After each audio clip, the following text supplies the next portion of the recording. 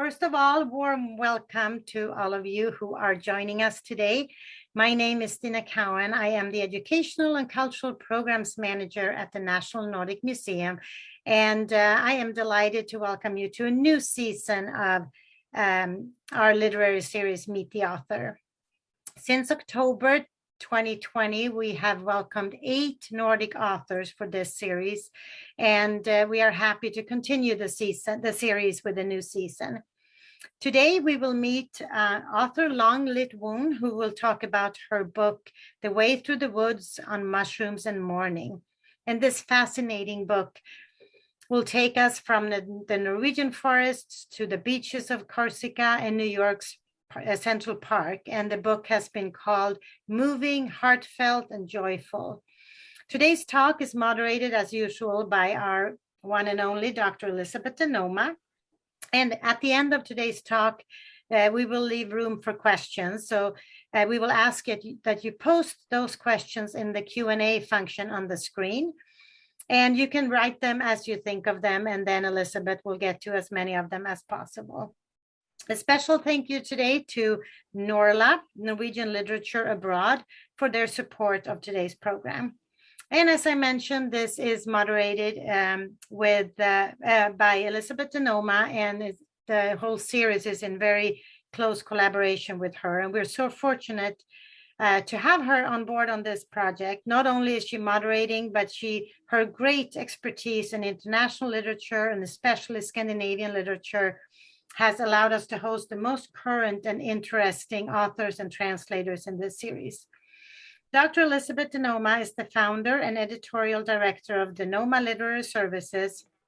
And in addition to her work as translator and editor, Elizabeth regularly leads panels at international publishing events such as the London Book Fair and the Frankfurt Book Fair. Thank you for being here. Enjoy the conversation. And Elizabeth, take it from here. Thank you. Good.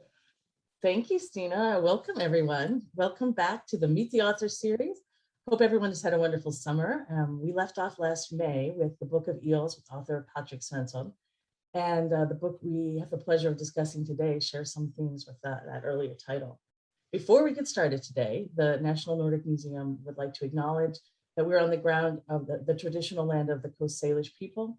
We honor with gratitude the land itself and the tribes. This acknowledgement doesn't take the place of an authentic relationship with the indigenous communities. It's simply a first step in acknowledging the occupied land on which we live and the impact of colonialism on indigenous peoples. The Nordic Museum celebrates the continuity of indigenous communities in the Nordic countries and North America through exhibitions, programs, and collections, and we cultivate respectful relationships with each other through these partnerships. Thanks. Today, we are so pleased to have Malaysian-Norwegian author Long Litt Woon with us to discuss, among other things, the book, The Way Through the Woods of Mushrooms and Mourning. Long Litt Woon is an anthropologist who grew up in Malaysia and went to Norway at the age of 18 as a student. There, she met, fell in love, and married a Norwegian man, Eiolf Olsen. After many years together, he suddenly died one day. Her first book, The Way Through the Woods, is about the 2 journeys that Woon undertook. The external journey about her discovery of the kingdom of fungi, and an inner journey through grief. The book has been published in 16 countries and was longlisted for the Jan Mycological Prize for Literature in 2019. I don't think there's a bad time to read this book. It's a wonderful book, but at our current moment in which so many of us find ourselves navigating major life changes, grieving the past, and seeking solace in connection with the natural world, it's a particularly well-suited moment for this book. Welcome, Woon. Thank you so much, Elizabeth. Yeah, it's so nice to see you. I'm just going to reiterate for people to say again that if you have questions you'd like to pose to Woon, I'm sure there are some people with mycological questions that I haven't thought to ask, just put them in the Q&A or the chat and we'll get to them at the end. We'll reserve the last 15 minutes for that. So Woon, where do we find you today? What's going on? Well, I am in Oslo, Norway, and today is National Mushroom Day in Norway. So it's a good day for a talk about this book. Yeah, so happy that you have invited me. Big we're so glad to hear. We're so pleased to have you. What does a person do on National Mushroom Day in Norway? Well, if you're very interested in mushrooms, then you then you go into the woods to pick mushrooms. But basically, the association, the amateur mushroom associations have lots of activities today. And yeah, today we made it to national news. The Prime Minister went to the mushroom stand and checked out the mushrooms. So it's a big day. Yeah, that's amazing. That sounds great. I think the best way to begin our conversation on National Mushroom Day is to have you begin us where you began with the first reading. How does that sound? Very good. I'm happy to do that. So I'll start at the beginning of the book.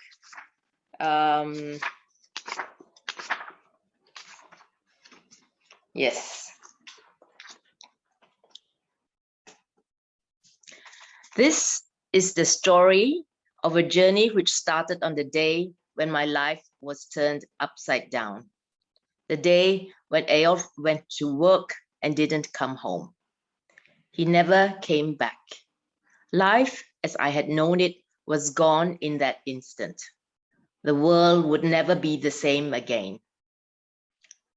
I was devastated. The pain of my loss was all that was left of him. It tore me apart. But I had no wish to dull the agony with painkillers. I wanted to suffer every ounce of the torment, raw. It was confirmation that he had lived, that he had been my husband. I did not want that to be gone as well. I was in free fall. I who had always been in command and in control. I who liked to have a firm grip on things. My lodestar was gone. I found myself in unknown territory, a reluctant wanderer in a strange land. Visibility was poor, and I had neither map nor compass. Which way was up? Which way was down? From which corner should I start walking? Where should I set my foot? There was nothing but blackness. To my surprise, I chanced upon the answers to these questions where I least expected them. The weather was damp. There was a light drizzle in the air, and the dead leaves that had fallen from the tall, venerable trees in Oslo's botanical gardens were starting to molder. There was no doubt that the warm days of summer were over, and a colder season was starting to encroach on our lives. Someone had told me about this course, and I had signed up for it without giving it too much thought. It was something Eiolf and I had talked about doing, but never got round to. So one autumn dark evening, I presented myself, not expecting too much, in the basement of the Natural History Museum at the University of Oslo. I needed to watch my step. I had already managed to break an ankle just after Eiolf's funeral. The fear of falling remained with me long after the accident.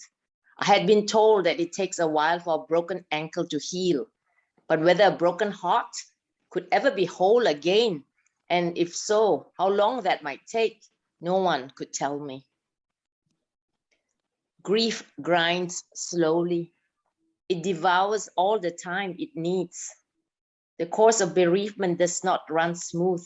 It progresses in fits and starts, takes unforeseeable turns. If anyone had told me that mushrooms would be my lifeline, the thing that would help me back onto my feet and quite literally back onto life's track, I would have rolled my eyes. What had mushrooms to do with mourning? But it was out in the open woodland on moss-covered ground that I stumbled on what I was searching for. My exploration of the mushroom terrain also became a ramble through an inner landscape. The outer journey has been time-consuming, so has the inner journey, and it has also been turbulent and challenging. For me, there is no doubt that my discovery of the realm of fungi steadily nudged me out of the tunnel of grief. It eased the pain and became my path out of the darkness. It offered me fresh perspectives and led me little by little to a new standpoint. Only later did it dawn on me that mushrooms had been my rescue in my hour of need. and that seemingly unrelated subjects such as mushrooms and mourning can in fact be connected. That is what this book is about. Thank you so much. That's a lovely introduction to this. You know, in the US, those of us who know something about the Nordic countries tend to think about Norway as a country that's much more in touch with nature than we are, at least in the urban areas.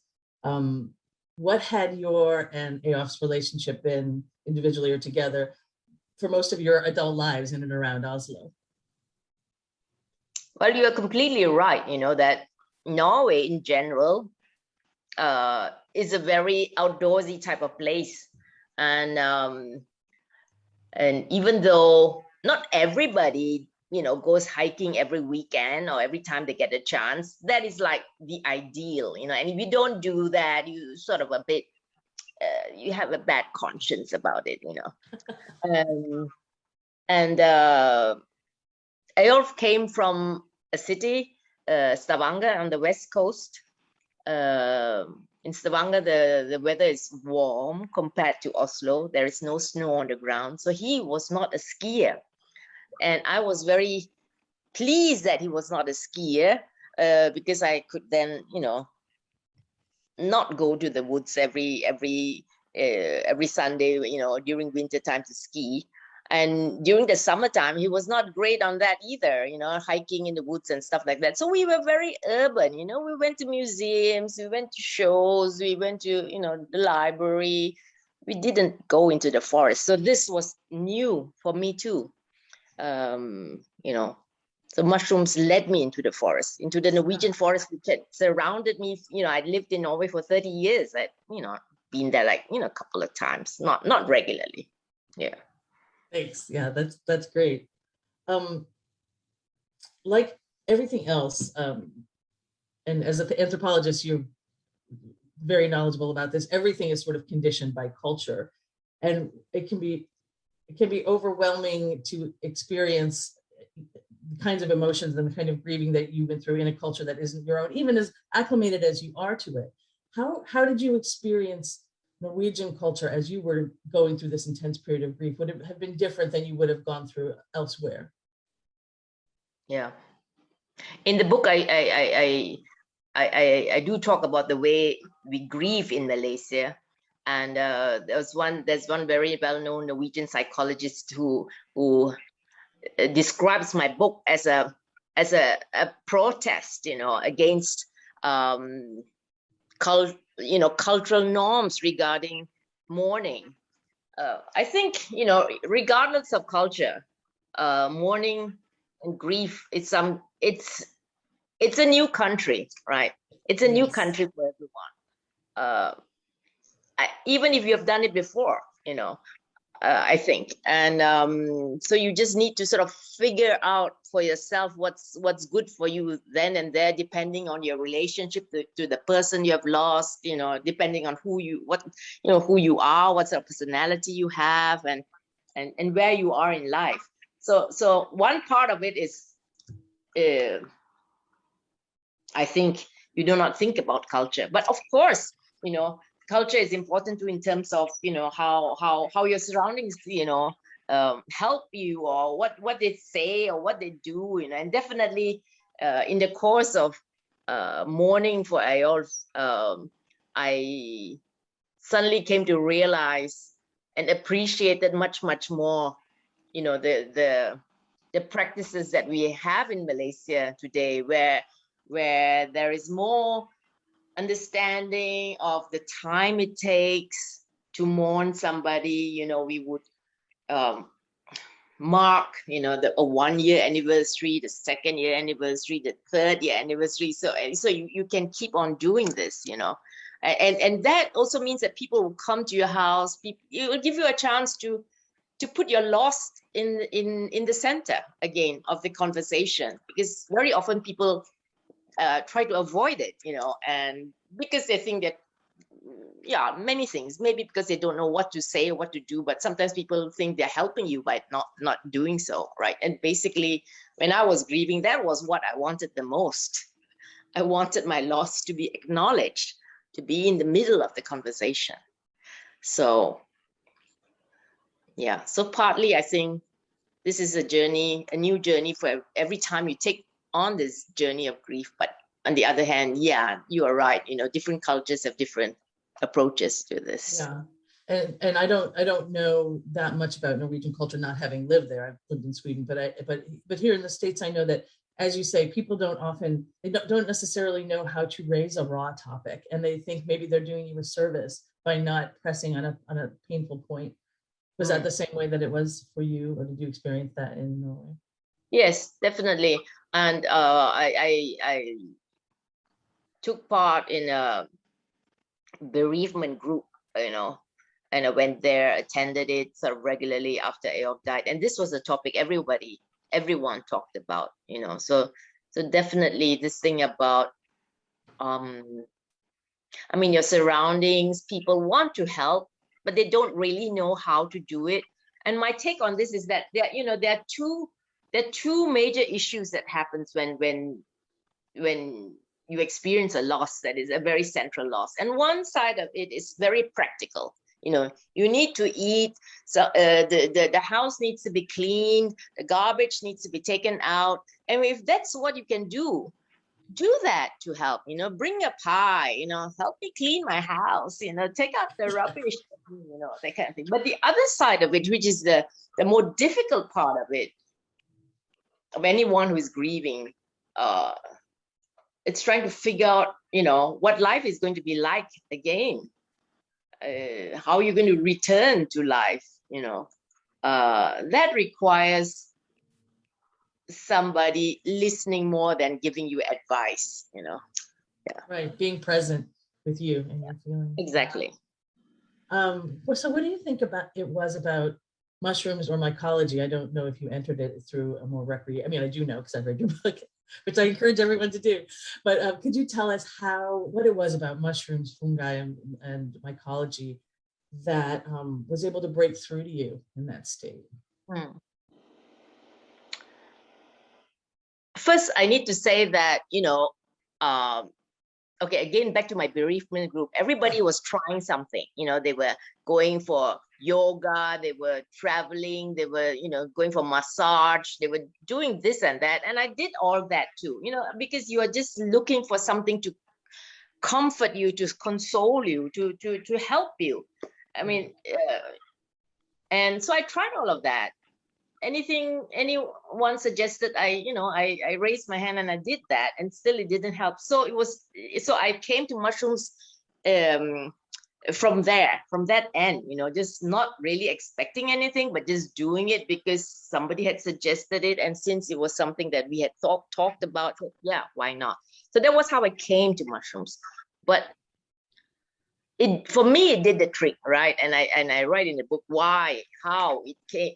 This beam of light just shone on me, you know. And when I found this mushroom on my own, and I could identify it, and it was a delicious mushroom. It was just like, wow! When everything is so dark, this was the light, you know. And I just knew even that I just have to follow this path because I didn't have anything else. I mean, this was the only thing, you know. But of course, mushrooms did the trick for me because I got out of the house. I got to know some new people. I got to go into the forest. I got to go to new places in Oslo where I'd been living for so many years and had never been to. I got to travel, you know, with mushroom people and mushroom, you know, all over the world. So for me, that did the trick. But I think anybody who is grieving would have to find their own mushroom, you know. Yeah. Would you say, I mean, as you're rebuilding a new self, or you're sprouting a new self, you know, how much was this a rebuilding of your old self, or how much was this a new identity for you? In the book, I say something about how mushrooming allowed me to be a widow with a small W, because among our old friends, I was this widow with this big W, right? There was this loss, and they knew Eyolf, and they just saw me and this, you know, empty space next to me. And but when I started mushrooming, people who are really into mushrooming, they don't talk about very much else. Sometimes I don't know their second names. Their family names. You don't know what they do for a living. You do not know, do they have a spouse? Do they have children? You don't know anything because people are just talking about mushrooms. So for me, that was good because it gave me a chance to, try out a new identity where I was not only a widow. I mean, I was a widow, but I was also other things, but I couldn't, in this other old landscape, social landscape, everybody just saw this huge loss. They couldn't see the new me. So mushrooming, and mushroomers helped me to, try out a new hat. Yeah. Yeah. So how did the people closest to you react to this new you as you became more engaged? Well, I think they were very tolerant. I think they were sort of happy that I found something that sort of seemed to excite me, seemed to engage me. I mean, they were not that interested in mushrooms, but they were happy for me that something seemed to be happening, and I had lots of sort of like crazy stories to tell, right, about the mushroomers and new fun facts about mushrooms, how mushrooms can save the world. I had become this new evangelist, this mushroom evangelist. So, and it was, and some of them were very interested to listen. And so I think that was what made me start thinking that, hey, maybe this could be a book. Maybe somebody, maybe it would be interesting to write a mushroom book, a quirky, very personal type of mushroom book, not a mushroom reference book, but a sort of my mushroom journey. So that was how this book started, first as a, just, my mushroom journey. Yeah. That's great. One thing that I've always been struck by, mostly by people who are looking for mushrooms to eat mushrooms, but it's the secrecy. Like here in the Northwest of the US and Canada, there's this culture around mushrooms that involves this extreme secrecy. And I don't know, is this a universal thing? Where does this come from? And what do you make of that? And did you encounter that yourself? And yes, that? Yes, definitely. And in the book, as I mean, I have this chapter called Secret Places, because mushrooms are only found in secret places. I mean, you are going to go mushrooming next week, right? I mean, somebody has to share their place with you, because otherwise you'll be just, hunting for the needle in that haystack, because even though there's a relationship between certain mushrooms and certain trees, it doesn't mean that if you find a tree, you will find that mushroom, Everything has to sort of be right, so all the stars have to be aligned, it has to be warm enough, it has to have rained enough, all that kind of thing has to sort of come together, and you have to be there at that time, for that mushroom to be there when you are there. So, good luck on your mushroom. Yeah, I think it's gonna be good. So because of all this, it helps to have a secret place. It helps to have a place so that it just cuts the chase, so you can hunt more effectively, even though there's still no guarantee. But at least I know, all right, if I go into this forest, I need to look at this tree, that tree, right? I'm not walking around looking at every tree, right? Because I know from before, last year, there were mushrooms here, there, and there, right? So that's why these mushroom places are secret, and that's why somebody really likes you when they share a mushroom place with you. It's a sign of friendship. Okay, yeah. Great. Right, and it's always changing too, right? Because so say there's been a fire somewhere, and that fire wasn't there the year before, but it's an opportunity. True. Yeah, and even though you've been to, I said, okay, if you saw this mushroom last year, you there's only a big chance. There are no guarantees in mushrooming. So sometimes the mushrooms would, disappear and come back in 2-3 years, at that spot. So yeah, no guarantees. And that's why there's a hunt. That's why there's excitement. That's why there's the joy when you do find the mushroom. Right. I was super impressed to learn that Norway has people who check your foraging baskets and make sure that to see if things are inedible or dangerous. Or can you talk a little bit about that? Because you've done this now too, have you not? Yes. So that course that I talked about, when the little passage that I read, it's a course that is organized by the Amateur Society, Amateur Mushrooming Society, right? And these are local chapters, and there's a national organization, you know. And the Amateur Mushrooming Society in Norway has very close connections to academia. So there's a very close connection there, which means that, you know, we have professors in mycology who have in conversation with our, you know, leaders, and have made a syllabus and devised an exam. So when I went to that first class, you know, we had 15 mushrooms which we were supposed to sort of like, you know, get introduced to.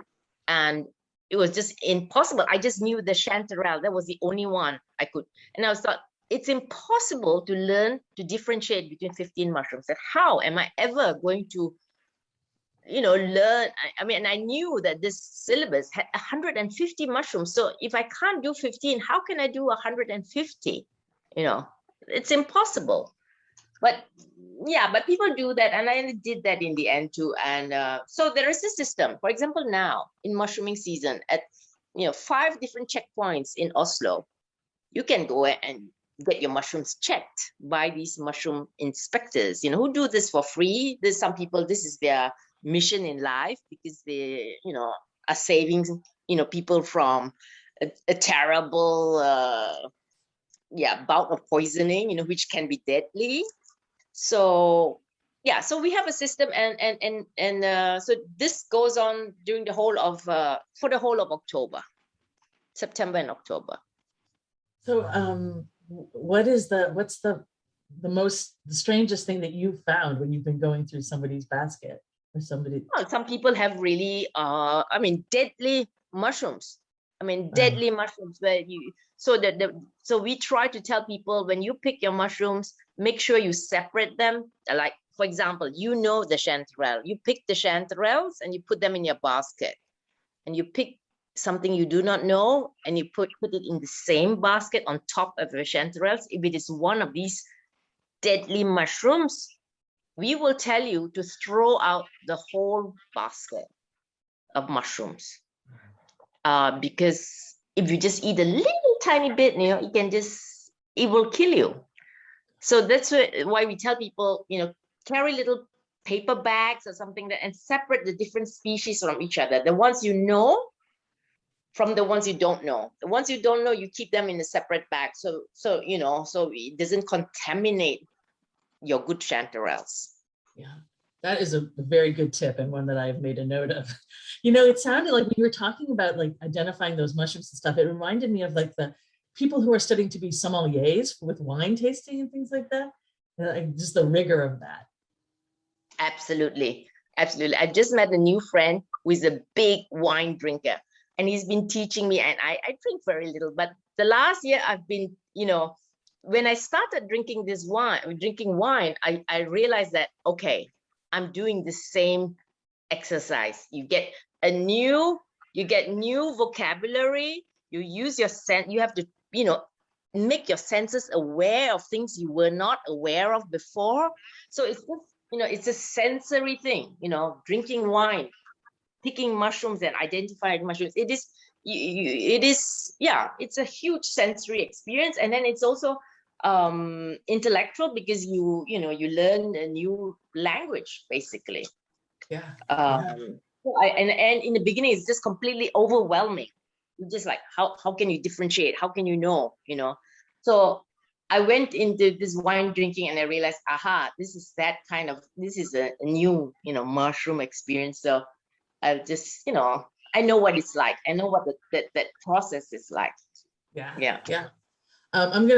We're starting to get some questions in the chat and in the Q&A, and I'm going to get to them. I just wanted to remind people to put them in there as they occur to you, and we'll get to them in like the last 15 minutes. So would you share with us some of your mushrooming milestones when you were in your early forays into the forest? Well, definitely finding and identifying this deadly mushroom. I know the Latin name, I'm not sure what it's called in English, but it's this all white mushroom that is deadly. Amanita virosa, it's called. And it is, so when I saw it in the forest and saw not just one, but like a bunch of them, because they always, appear in groups, in clusters. It was a chilling experience, because if I had not known about this, I would have just walked by and thought there were some pretty mushrooms. But now I knew that these mushrooms, even if you get a sugar cube size, one of them in your mouth, it will kill you. That was definitely a milestone. Yeah, I mean, they're so powerful, right? And so when you were looking at the mushrooms, does your expertise now extend to sort of mycelium and like all the things that mycelium can do?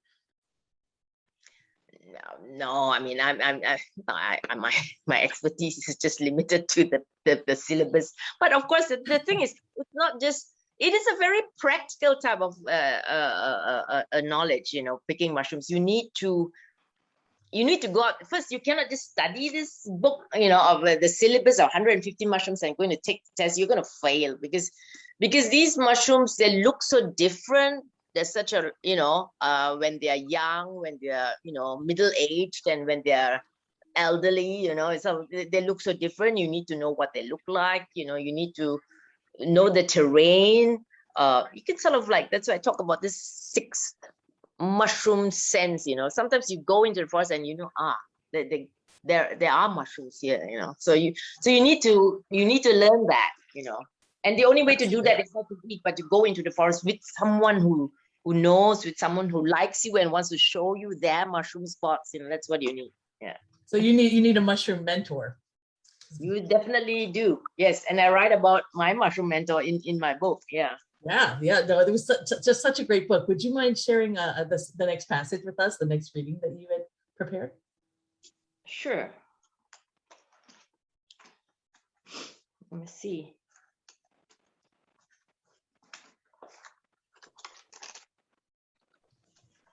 Yes. Okay. So slowly but surely, as time went on, the pattern of my days began to change. It was when I was free to go mushroom hunting that this new life gradually began to blossom. These outings gave me the push I needed to get out of the house and take part in life, instead of staying immersed in misery within its four walls. It also made it easier to get to know people in the mushroom community who made me feel welcome on their outings. I was taken to places in and around Oslo which were totally unknown to me. On these forays into moss-covered forests, I also began to take pleasure in gathering other wild delicacies, wood club rushes, ostrich ferns, and lifelong spruce tips, rose bay willow herb, and wood sorrel. Plants that I had once regarded simply as general woodland greenery or weeds at the side of the road now provided the inspiration for novel culinary experiences with a new circle of friends. With each new mushroom I learned to identify, every new site I visited, and every new mushroom buddy I made, I gradually became more integrated into the community. And although I didn't know it, each of these experiences represented another tiny mouse step towards the end of the black tunnel of mourning. No wonder people talk about a vacuum after someone dies. There are so many hours in the day that have to be filled when someone very close to us passes away. For me, this forays into the fungi kingdom became a way of spending this unwanted spare time. And as I became more familiar with certain forests, I also ventured to go out hunting on my own with only my mushroom basket and newly acquired knowledge for company. Visiting my favorite spots was rather like coming home. I knew exactly where to go. I didn't simply wander around aimlessly as I had when I was an absolute beginner. It was almost as if I had a checklist of particular places in each forest that I ought to cast a more careful eye over. Those woodland walks brought me inner peace. The outdoor type, moi, And did I also become a little more Norwegian? I'm not sure, but whatever the case, it was both fresh and liberating.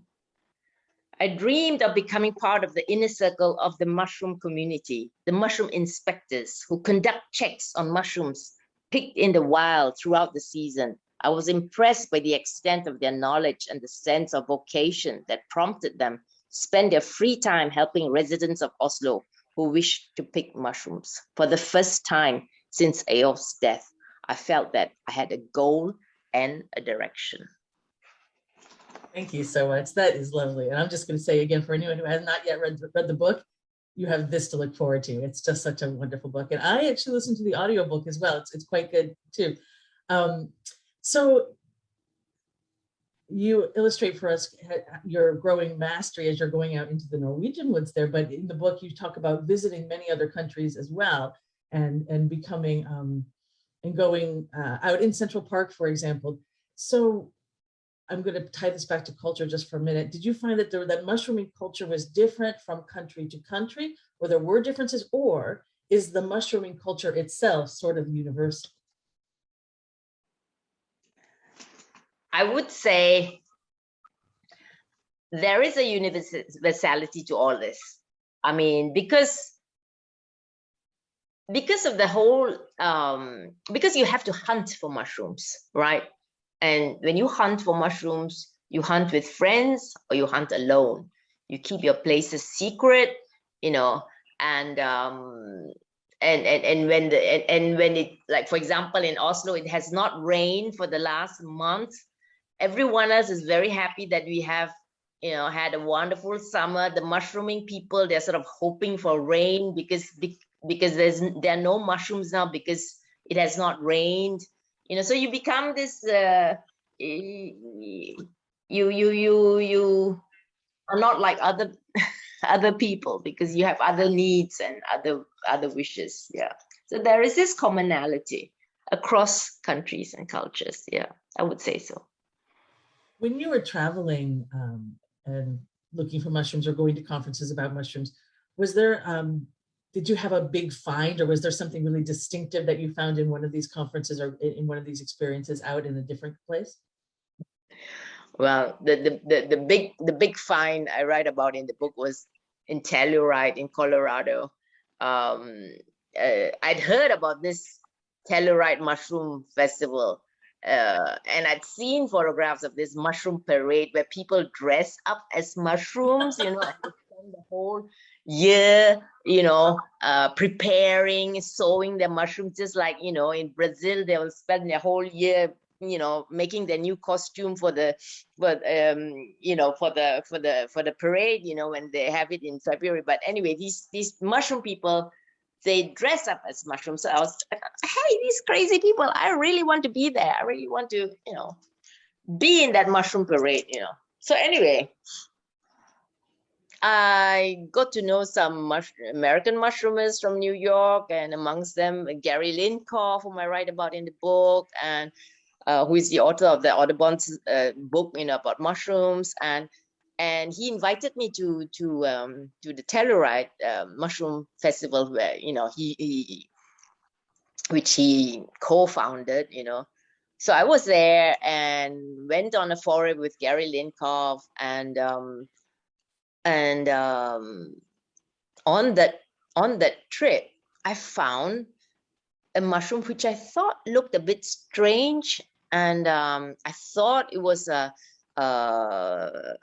porcini mushroom, you know, but it was a bit white, you know, a bit.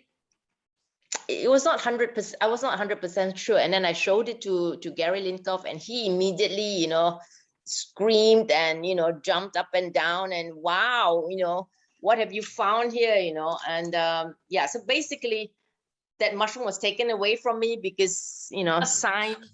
I had to sort of sacrifice the mushroom to science, you know, and they asked me my name, and I didn't know why, because they told me that if this is a new mushroom that no one has ever found before, you know, it's going to have your name on it, you know, in the Latin part, you know, the Latin. And so that was crazy to experience. Yeah. That is so cool. Yeah.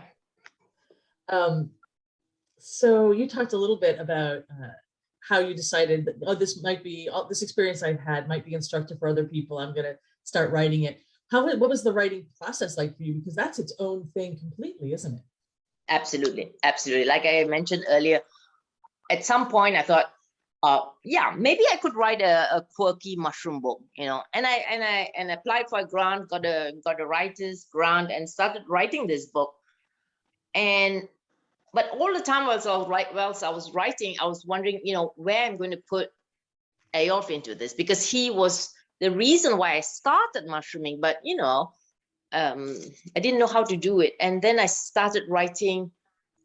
After I'd written a lot, then I started writing about. Just started drafting the loss of Eiolf that led me to this mushroom book, mushroom journey. And when I started writing about it, I knew immediately that this was not just a book about mushrooms, but it was a book about mushrooms and mourning, So that was how this book came about. So it started as a mushroom book, but after a while it became Mushrooms and Mourning. Yeah, and then you had it published in Norway. Was it an easy experience? Were you represented by your agent Gina, who we both know, right away, and did she secure that for you, or was it a longer process? I in many ways an accidental author. I have written all my life, but never a book like that. I've written sort of scientific articles, op-ed pieces and things like that, or evaluations and reviews and stuff like that, but I'd never written a book like that. And I thought, I had some kind of romantic idea about how an author gets published, right? I thought, oh, you send, a few pages to a publisher, a suitable publisher, and then you get published, And that was what I did, and that was what happened. Wow. But afterwards, I was told that this is completely, not how it's done. This and certainly not non-fiction. Non-fiction books today, they are commissioned. The publishers, at least in Norway, they will decide that, oh, now beer brewing is a hot topic. Let's find somebody who knows a lot, preferably a celebrity who knows a lot about beer brewing, and then commission the book. And that's how these non-fiction books get published. And I was happily innocent of all this and just did it and didn't suffer any pain and all this, So I was very, very lucky. Yeah. And Gina picked up the book, my agent picked up the book and she said, hey, I want to sell this book abroad, and she just went ahead and did it, Yeah. So, yeah. And then it's been translated, I think is it 16 languages and counting, of course. Yes. So what was that experience like? I imagine you don't speak all 16 of those languages. So No, I don't. It's okay. This book was written in the Norwegian. And even before Gina, my agent, sold it to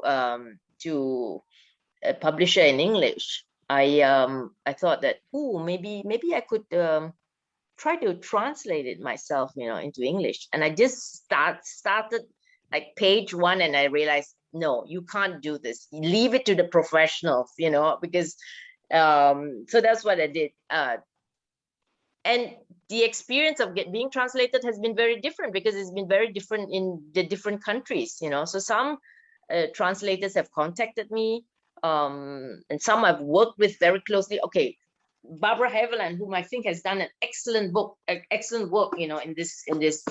my book, translating it to English. We work very, very closely. So she was probably the one whom I worked the closest with, partly because I know the language, right? I know English, and lot of the other languages, I just barely can read them. Yeah. Well, and also a lot of the other languages will use the English translation as what they call a bridge translation, because they won't have someone who is like Norwegian into a particular language necessarily. So that's a good one to get right. Yeah. So was there anything during that collaboration with Barbara? Were there any concepts or things that you really that you had to sort of sort out, or that were more difficult to translate than anything else? I mean, we tons, and it was like she did an excellent job. She has lived in Norway before. She lives in Denmark, but I cannot now think of one concept that we talked about. We talked about so many things, and that made me wonder what these other translations are like, because so many decisions have to be made, and I do not know how they made the decisions and all that. But Barbara, she in a way made it into a better book, because she did a lot of research. She double checked my research and found stuff that I had missed and things like that. So yeah, it was great. It became a better book, thanks to my translator. That is one of the best experiences, when you feel like you have a collaborator, a partner in that work. When you read the English, did it still feel like your work, or did it? I mean, a lot of people have said that it's a strange experience to read yourself in translation. Mm-hmm. Yeah, it felt like a better book than I could have written myself. So I was very happy with that.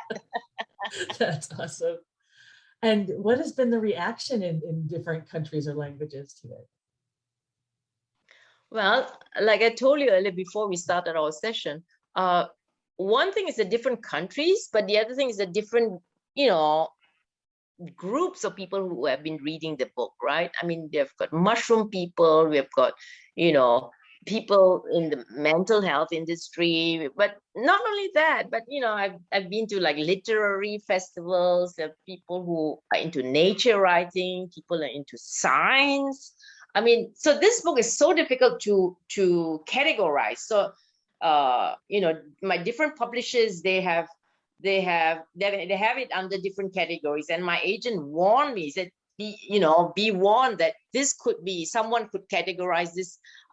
It wouldn't be nonfiction in all these countries, because they have got different traditions, and some people are would call it a memoir before they call it nonfiction and things like that. So that has been really, really fun and interesting. Really, I didn't think about this. When I was writing, I didn't even know it was going to be published. And then I've got this huge experience of talking to so many different people from so many different parts of the world. It's just amazing. Yeah, I'm so lucky. Yeah. And so some of the people from this part of the world have entered some questions, and I'm going to share them with you now. One of them we've already answered, but this it's Long Woon. You've written such beautiful prose. Did it translate directly for Norwegian? We've dealt with that a little bit, and then this person also asked, will you write another book? I am working on another book. It's difficult for me to talk about it right now because it's still sort of unclear in my head. But all I can say is there isn't a single mushroom in the book. But I'm doing my best. Well, we'll look forward to that with whatever it is. Right now, it's a secret spot, right? Yes. So another attendee asks, have you written, or do you plan to write, this is in the same about your youth exchange student experience, and how did you end up in Norway to begin with? Well, I ended up in Norway. I came to Norway when I was 18. I came on something called the American Field Service Scholarship. Normally, it's exchange between American students and students from other parts of the world. But however, when I applied, I opted for another program, which was called the multinational program at that time, which means that I was in Malaysia. It was like, I can go to any other country in the world except the US. And the reason why I chose that was because I thought, I wanted to learn a new language. And I figured that the US I would get to sooner or later. And I wanted to go to somewhere really exotic. I did not expect Norway. So I was just, you cannot choose. So they say, okay, you go to Norway. So I was like, okay, I was a bit disappointed. I wanted to go to Brazil or something really exotic, Yeah. So what did you know about Norway before you went there? What did it mean to you to go there before you Well, arrived? we are very well schooled in Malaysia, so I knew where Norway was. I knew the capital. I knew, what the main industry was. I knew, so I knew quite a lot about Norway. I think I knew much more about Norway than Norwegians know about Malaysia. So, yeah.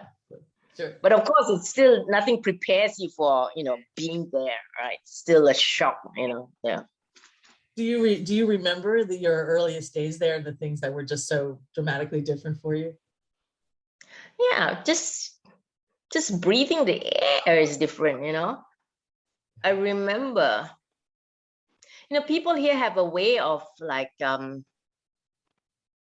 swallowing their words, when they say yes, they'll say, Right. And I thought the first time I encountered that, oh, this person is sick, this person has problems breathing or, needs to take in a bit more oxygen or something like that. That everyone is doing that. So what is it? So even basic things like, saying yes, instead of saying yes, they say, yeah, they sort of take a breath, a sharp breath, inward breath. So everything is different, everything is different. Yeah. I remember that experience too. And sometimes people will say like half their sentence on the in-breath too, right? So yeah. That's very different. So we have about 3 more questions. And if anybody listening, watching, if you have more questions, just please feel free to put them in the Q&A or chat. So here's another one for you. If you pick a poisonous mushroom, would your hands and everything you touch be contaminated? Somebody asks. Okay. A poisonous mushroom is only poisonous when that poison goes into your mouth and you ingest it, right? So you can pick up a mushroom, no problem. The problem is when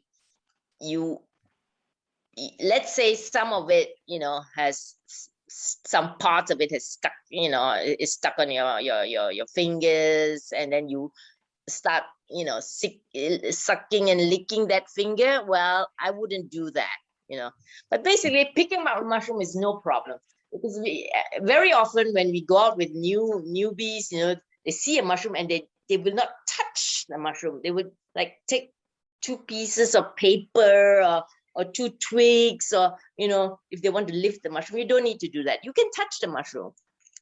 That is not going to kill you. What's going to kill you is if you put it in your mouth. You can touch them. Basically, what you do when you're out in the woods is, if you have touched a mushroom, you just sort of clean your hands on the moss that is slightly wet. That's how you sort of clean yourself. Yeah.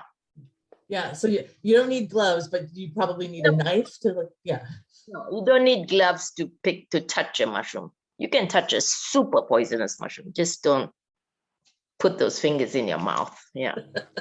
Noted. Okay. So another person asks or says, your energy and warmth are contagious. Thank you for sharing with us today.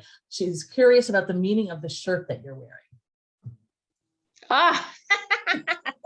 I'm not sure what it is. It is one of these crazy things that I picked up. It's from Finland, so it's in Finnish. So if it's somebody who knows Finnish, it's just some acrobats jumping around, Cool. I do not know more about it. We'll ask Sophie Oksanen next month what it's about. So we have 2 more questions. This is a comment and a question. Your story is beautiful. Thank you for sharing. On a completely practical note, do you have any advice for a first-time mushroom hunter? Thank you. Oh, so yes, you can touch poisonous mushrooms, but what else would you tell them?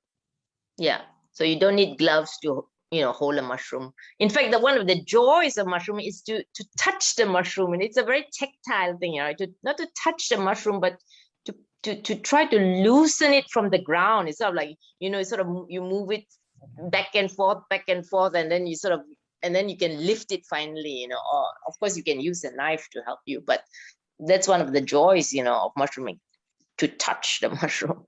But okay, if you're a complete newbie, you need some friends. You need to check out the mushroomers in your vicinity, and the easiest way to do that is through social media.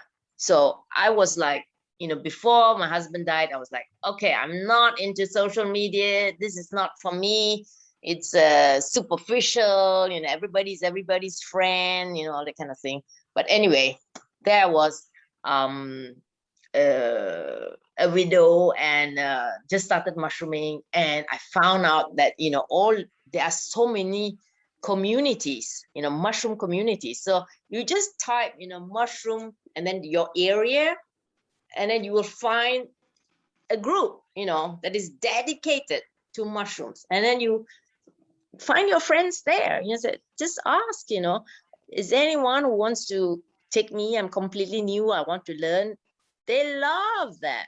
They will, they want to take you under their wing. They want to show you what they know. This is a group of people who really are enthusiastic and are always looking for new converts. So you just put up your hand, raise your hand, you're going to get a lot of friends.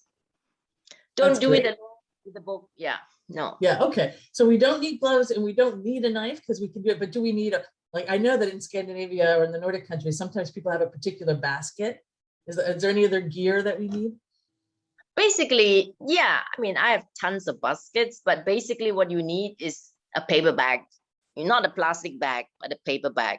But okay, if you have a mushrooming bag, mushrooming basket, yes, why not? Knife is good to have because it's easy to, you use it to clean your mushrooms, and I like to do that out in the woods, because otherwise, if you put all the mushrooms together, the dirt from one mushroom would fall onto the gills of another and make the cleaning process even more difficult, So clean the worst parts, out in the forest and leave it there for their spores to spread, and yeah. Okay, no, I've seen we've got a lot of questions coming in at the end.